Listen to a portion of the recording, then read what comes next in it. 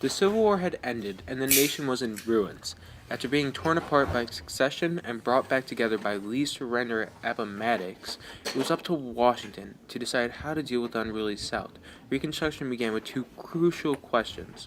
How will the former Confederacy be punished, and how will the emancipated blacks be protected?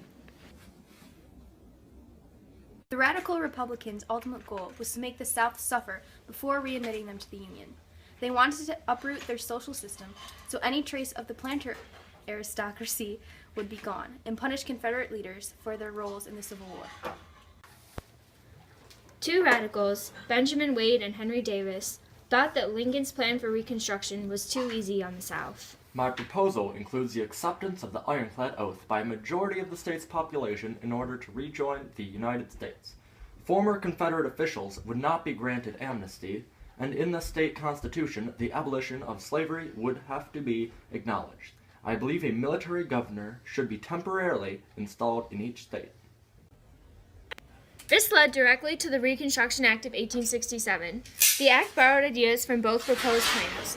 It placed former Confederate states under military authority while taking away the rights of Confederate officials.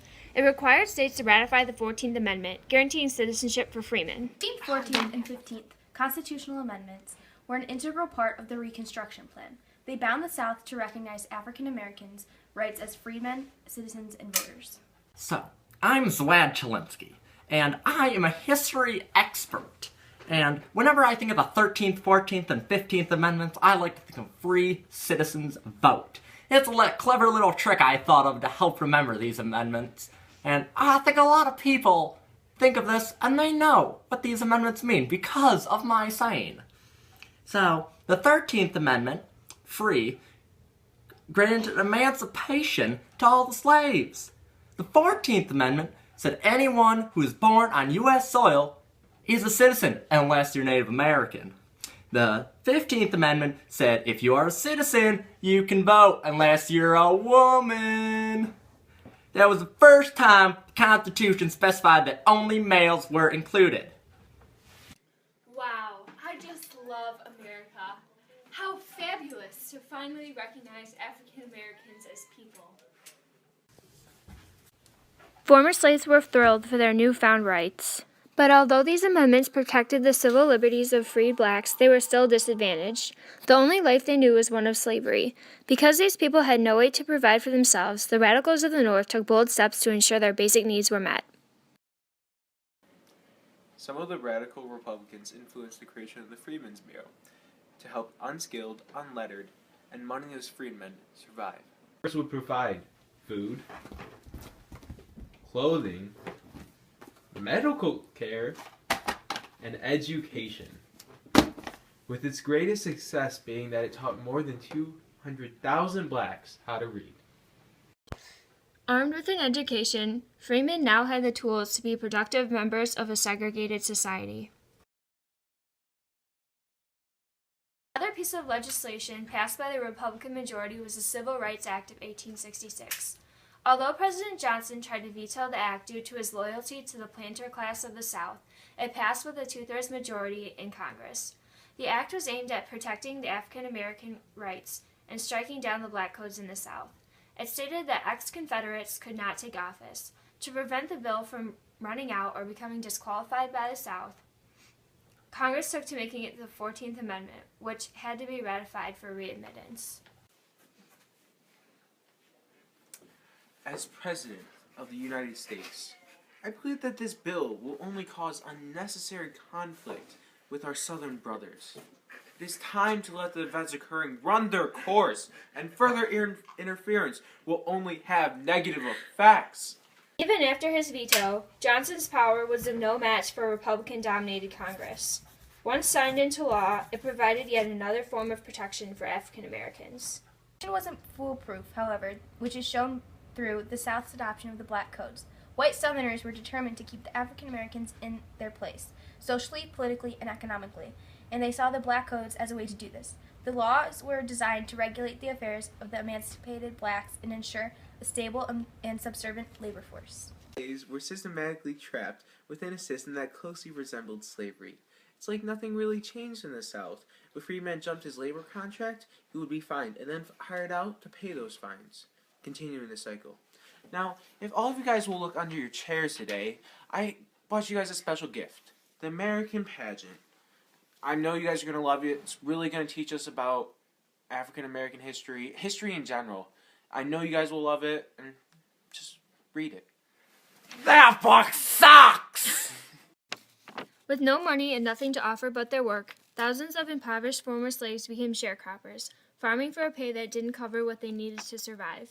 Trapped by accumulating debt, there were little improvements to their condition over slavery.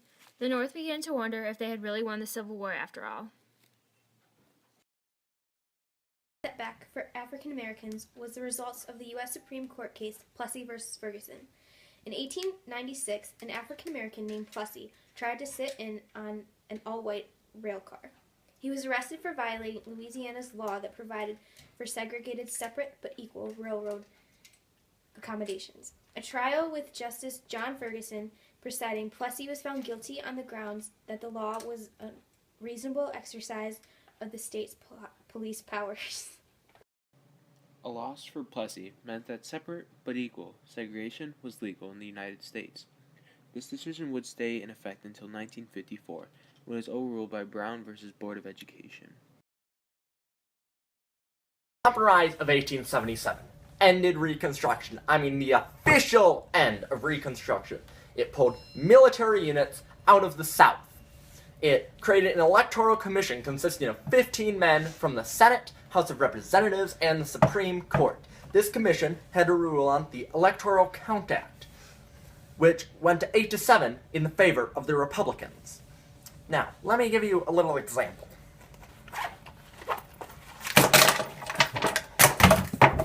Where is it? Hold on. Here it is. So, the Democrats in Congress, they smelled defeat. They knew it was there, and they knew it. I have a letter from Washington. Oh, says we're supposed to leave now. See you, Joe. So, although the Compromise of 1877 had happened and all the military leaders were removed from the South, this didn't really mean that things got any better for African Americans. They were pretty much just treated really poorly. And a guy named Booker T. Washington, he decided to do something about it, which I personally don't really think has helped him at all. It's called the Atlanta Compromise, and it was an agreement reached in 1895. It was never written down, but it was between African Americans and white Southern leaders. And basically, blacks would receive basic education and due process of law in exchange for not asking for equality or justice from the white Southerners. So I really do think that the blacks of the South got the poor end of this agreement. Issues involving emancipated blacks in the South were continuing, but at the same time, corruption was rampant in the North. What railroad should we make? You know, I'm really thinking the Transcontinental Railroad. What do you guys think? Yeah. So, how long do you think we should make this railroad? Maybe like from here to here? Nah, we should make it like this. So, Joe, how much do you think you can pay us for that? Well, how about this much? You know what, Joe? I think we deserve more than that. How about we just split this? Call it a day. Is that even legal? The Electoral Count Act, which went 8-7 in favor of the Republicans. Let me give you an example out of my bag of tricks. So,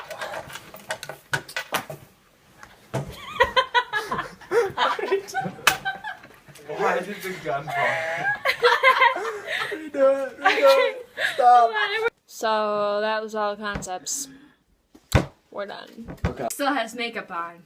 Joe is still being doing- extremely productive. And here's this.